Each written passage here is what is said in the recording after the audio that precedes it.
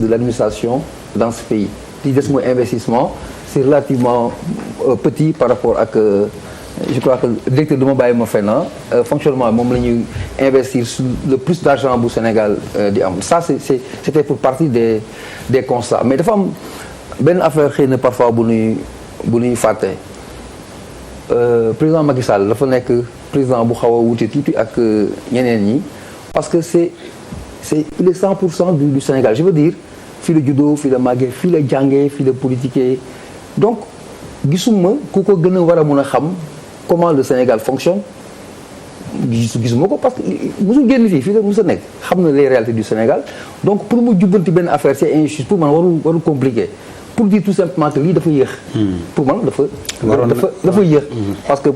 président Macky Sall comme ni ma koy waxee kenn gënu koo xam réalité yu Sénégal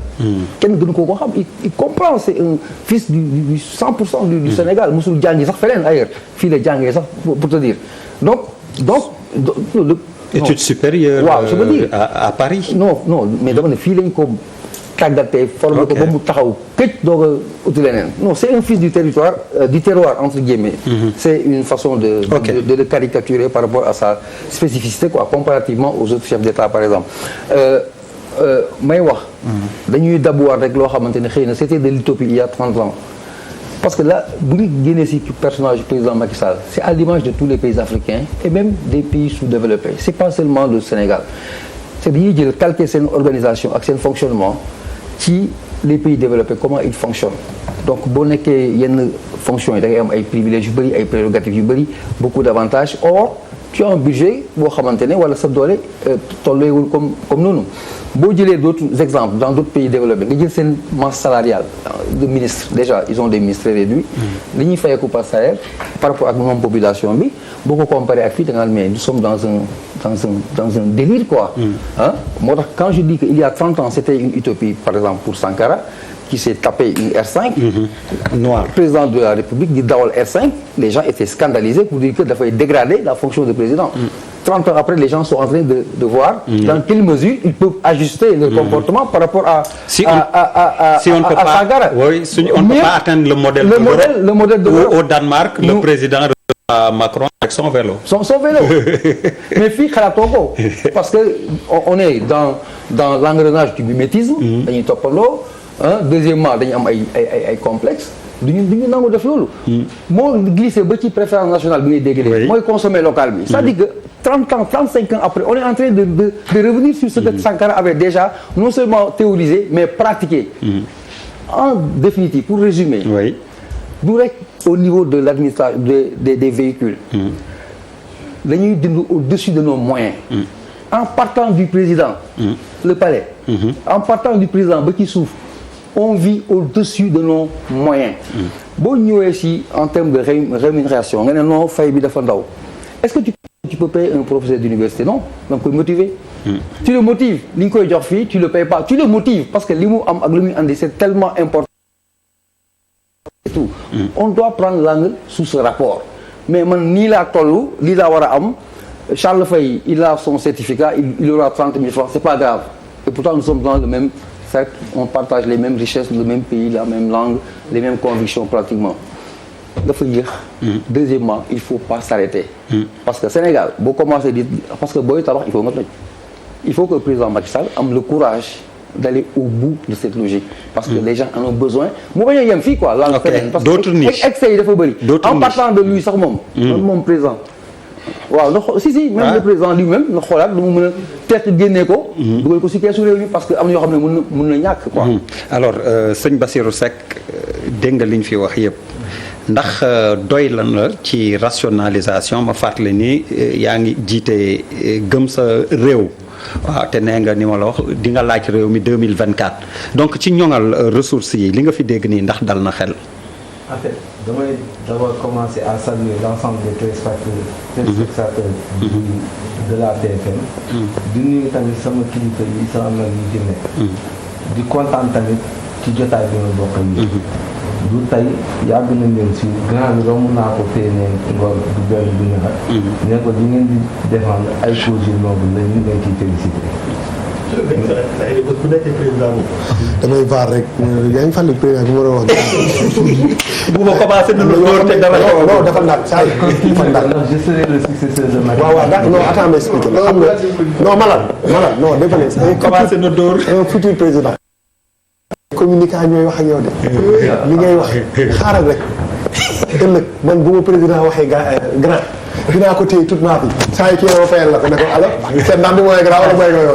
donc futur président. il prend date avec vous. ah dina ma jàppale ci li ma ko wax. yow kañ commencé nga ko dóor te dara xewagul. non bas yow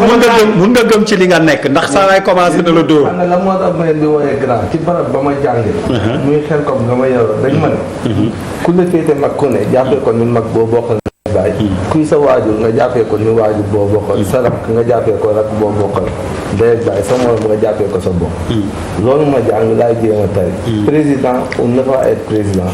grand bi laa lay continuer li wax baa bi moom mën nga ko téye. kon ba 2000 kii 2024. ay ca sëñ Bass ñu léegi en fait damay njëkk a féliciter monsieur le directeur li nga wax ci affaire téléphone c'est bien mais rationalisation des dépenses de l'État Macky Sall def na lépp ba mu des loolu pour une simple et bonne raison mënoo ne yow da ngay rationaliser les dépenses de l'État jël lu toll 1200 milliards nga koy def ci TER boo xamante ne nit ñi ngi dugg ay hôpital yu ñu fajul mënuñu ko am nga diggee fi 200 000 emplois créé fi plus de 1 million de chômeurs mënul ne diggee fi ni da ngay jël nan la tudd PUDC ngay def muy programme xam li ma ko tuddee sax nee naa PUDC moom pour man mooy programme pour le développement accéléré de la corruption moo Prodac ndax ay gis nga kii bi fi amoon ci kaawu Prodac bi ak Mame Mbaye Niang léegi yow ñu ne dañuy rationaliser dépenses de l'État y a pas de souci mobilier matériel de bureau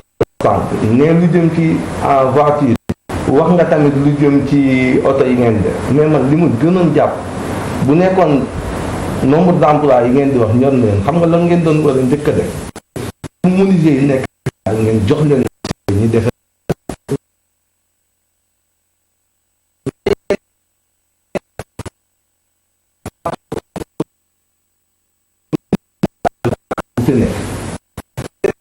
ay pour créer ay emploi ngeen wàcc ko fi dem di jëndee ji yeneen oto yoo xamante ne da ngeen koy importer mu ñëw dugg ci dëkk bi. te kooku buggul régler problème. ban usine de montage la bu sëriñ bi de achat yooyu noonu moo ko fi yoragum nga xamante ne jënd dafa jël ay Sénégalais jël leen employé leen ni fiy liggéey. yokkee jël ay charge am bénéfice am yokku mu permettre ko mu yokk li muy cotiser keesu état bi commencé gën a am xaalis pour diplomate yi li mu ci wax sànq je suis tout à fait d'accord ñi defal leen ko mais ils ne sont pas les seuls immigrés moodu yi nga xamante ne yi ñuy def c'est plus de 1000 milliards un tiers du budget national mais pour la ñeneen ciy bàyyi te ñoom ñi am fa seeni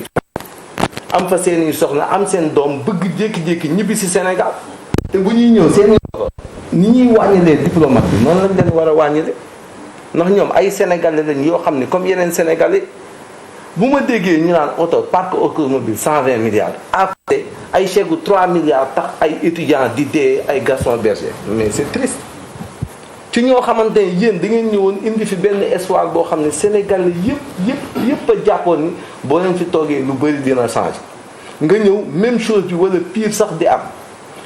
wax na sànq ci li jëm ci comment dire tension de trésorerie bi mënul ñàkk day am la dette nominale du Sénégal est de 9114 milliards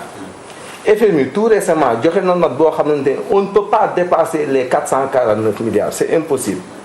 boo xoolee au niveau du budget national déficit bi am c'est 450 milliards 450 milliards de déficit moo am au niveau du budget national nee nañ la yow 9563 ci nga mën a yem ci dette kon ça veut dire que mënoo yegg ci 450 milliards budget bi am na déséquilibre bu ci nekk par rapport ak recettes yi ñuy laaj ci biir ma ciy waxaat comme le grand bi wax sànq mais nan ngay jëlee 2675 milliards nga alloué ko à l'impôt mais impôt bi bu bëree forcément revenu disponible des ménages wàññeeku bu wàññeekoo consommation bi wàññeeku qui dit baisse de la consommation baisse de nan la de la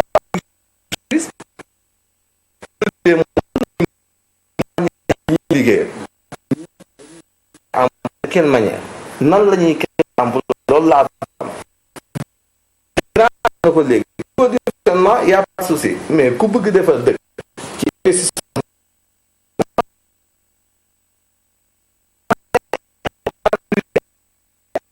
mën a defar seeni production lu muy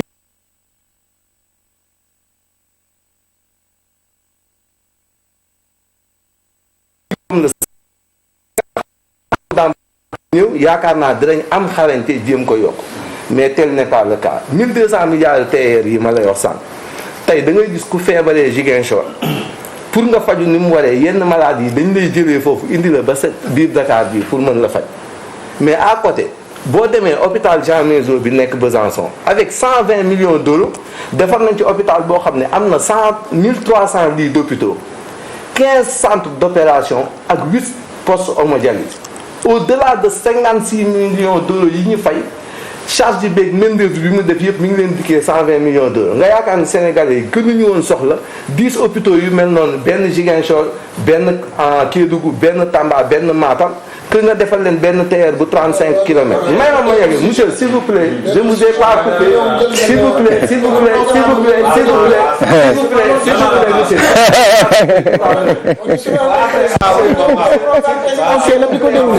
S'il vous plaît on parle de dépenses de rationalisation de l'État.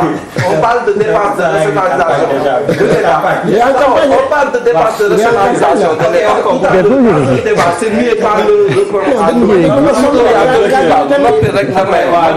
rationalisation dépense la ñuy wax damay wax nan lañ koy mën a rationaliser sama bopp la vision bi ma ci am dañ leen dañ koy rationaliser mooy nan ngay dépense loo xam ne moo ëpp njëriñ. Oui, mais en même temps programme de campagne la léegi yow bu doon yow wax naa leen li ma njëkk a def ci oto yi mooy fexe ba tey jii boo demee France Peugeot la ñuy dawal ay 307 ay Renault la ñuy def doo dem mukk dis Angela Merkel di dawal ay Renault wala Peugeot am na dëkk bi oto ñu fiy def montage de voiture léegi nañ leen may possibilité wu jox leen ay normes nag yoo xam ne dañ koy respecter ñoom pour mën a defar de la même chose voiture mais par contre par exemple man sa argument boobu moi je suis pas d'accord du tout parce que en réalité xam nga nit da ngay xam la nga mën ak la nga mënul monter une voiture c'est pas fabriquer une voiture xam nga mu ko am na aussi ñun ñëpp non moom laay wax nii parce que aujourd'hui oto bu ñuy jënd war na nekk oto bu mucc ayib bi moom mooy que mu répondre aussi ci yenn normes yi quand même te loolu il faut nga mesurer yow li nga mën xam nga aussi c'est pas un discours politique rek quoi c'est pas parce que bon on a vu quand même des voitures qui ont été achetées ici ñu monté leen fii après au bout de quelques années mu am ay problèmes donc bon bu dee ci rationalisation par exemple non du ma tudd tout mais je veux dire que aussi man ci argument boobu je suis pas trop d'accord parce que ñun tollooguñu fu ñuy defaree oto le problème d'accord non mais Charles amuñu kaay ma wax dara non moi j'ai quelqu'un qui fabrique des